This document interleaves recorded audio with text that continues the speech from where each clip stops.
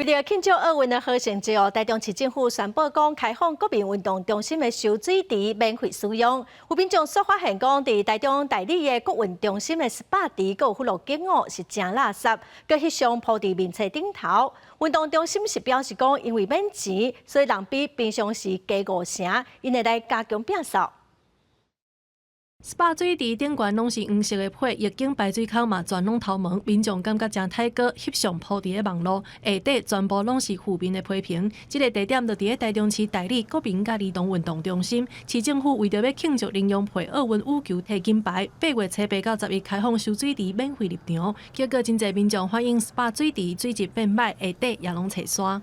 礼拜六那天很脏哦，水面都是垃圾铺啊，足侪。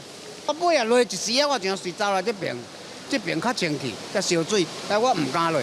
刚刚走下去那边有小石块，你可以下去踩一踩。有小石块。对，有很多。负责营运的厂商表示，游水池平常时一个时段入场的人数大概是200-300个人，不过活动迄4天，游水池人客加5成。迄当阵有随应变甲处理，监测水质的频率为2点钟改做1点钟 ，pH 数值只要无到6到8的正常区间，就会随下药，也佮加强补水甲过滤。台中市运动局指出，部分的人无呛水，甚至伪装也落去游，无照游水池的使用规范，拢是造成水质变坏的原因。我们就是有去提高我们的检测频率，从原本的2个小时，然后变成到1个小时检测一次。泡泡产生的状况的话，我们就会去做补水，让那一些就是泡泡能够溢流到我们的回水箱里面。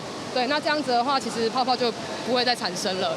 希望在大池或者是今天在烤箱或 SPA 那个烤箱跟蒸汽室使用完成之后，必须要重新淋浴，再进去大池这些使用规范部分，会再用广播的方式来加强劝导。运动局强调，经过调整，8月12日水质已经恢复正常。民众建议的部分，会要求厂商来改进路是清洁甲维护。记者综合报道。